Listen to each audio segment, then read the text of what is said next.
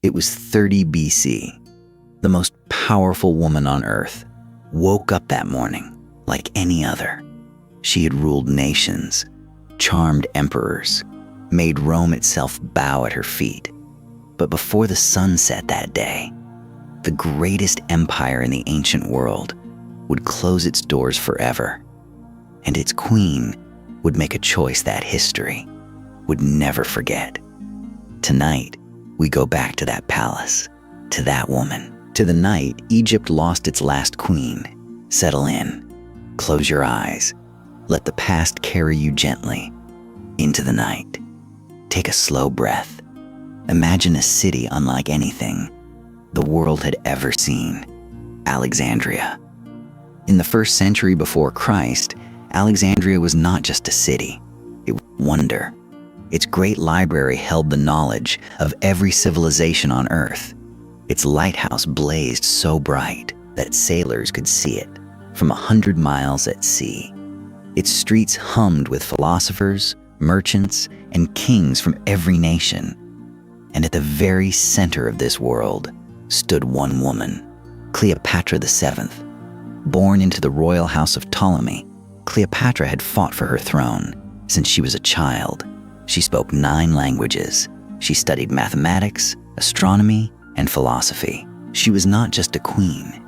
She was the living goddess of Egypt. The people loved her. The Nile flooded at her blessing. The gods themselves walked in her shadow. But power always attracts enemies. And beyond the blue waters of the Mediterranean, Rome was watching. Let your body sink deeper now. Feel the weight leaving your shoulders, your arms growing heavy, your breath slow and steady. Cleopatra understood one thing above all else. Egypt could not stand alone. Rome was the most powerful force the world had ever seen. Its armies had never known defeat. Its generals were gods of war. And so Cleopatra made her move. She would not wait for Rome to come to her. She would go to Rome first. Her first alliance was with Julius Caesar. You already know what happened to Caesar on the Ides of March.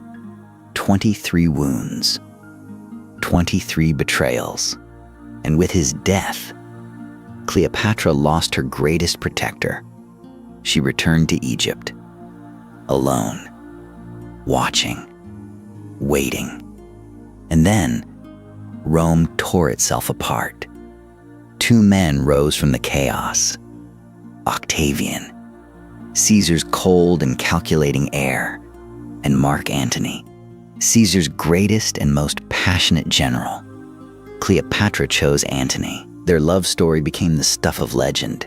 Feasts that lasted for days. Ships decorated with gold and purple silk. A union that shook the known world. Together they dreamed of something no one had ever dared to dream. An empire of Egypt and Rome combined. Their children ruling from Alexandria to the edges of the earth. But Octavian would never allow it.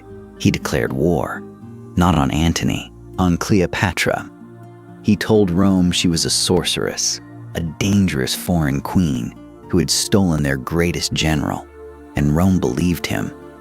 Let your eyes grow heavier now. The city of Alexandria sleeps. The harbor is quiet. The lighthouse burns low. In the early morning dark, the final battle came at sea, near the coast of Greece, a place called Actium. Cleopatra's fleet was magnificent, hundreds of ships, gleaming in the Mediterranean sun. And then, something went wrong. In the middle of the battle, Cleopatra turned her ships and sailed away.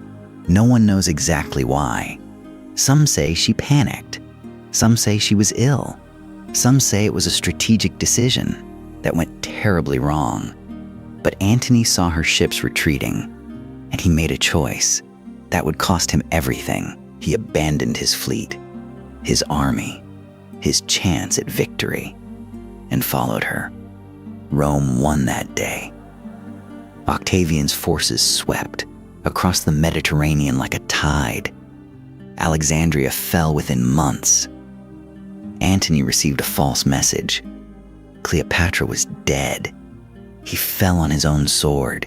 He died in her arms, bleeding, broken, whispering her name. And now Cleopatra was truly alone. Breathe slowly now, in and out. Let the story carry you like a river in the dark. Octavian entered Alexandria. He came to her chamber personally, polite on the surface, cold underneath. He wanted her alive, not out of mercy or respect. He wanted to parade her through the streets of Rome, in chains. The great queen of Egypt, humiliated before a roaring crowd, a trophy. Cleopatra looked at this man and understood everything. She had survived her brother's betrayal, Caesar's death, the loss of Antony. She had survived everything, but she would not survive this, not like that. And so, on the 12th of August, 30 BC, Cleopatra bathed slowly. She dressed in her finest royal robes. She placed her crown upon her head. She ate a last quiet meal. She wrote a letter to Octavian, asking for only one thing: to be buried beside Antony. And then, the ancient historians tell us, she died from the bite of an asp, a cobra, sacred to the goddess Isis, the goddess that Cleopatra herself had embodied her entire life. She was 39 years old, the last pharaoh of Egypt. And so it ended, not on a battlefield, not in chains, but in a quiet palace chamber, in her finest robes, on her own terms. Cleopatra had lived her entire life, refusing to be controlled by Rome, by men, by fate itself. And in her death, she refused it still. Egypt became a Roman province. The great library crumbled. The lighthouse fell into the sea. But Cleopatra's name lived on in every story ever told about her, in every painting, every poem, every whispered legend. She was more than a queen. She was an idea. That brilliance and courage and sheer force of will could belong to anyone. That one person could stand at the very center of the world and refuse to bow. Let that thought drift slowly through your mind now, like a leaf on still water. The candles of Alexandria have long gone dark. The great throne room stands empty now, and the last queen of Egypt is just a whisper in the desert wind. You have traveled far tonight, through ancient palaces, through golden halls, through one of history's greatest and most remarkable lives. Now, let the journey end here. Let your thoughts grow soft. Let your breath slow. Let the past fade gently into the dark. Sleep well. The calm historian will be here when the night comes again.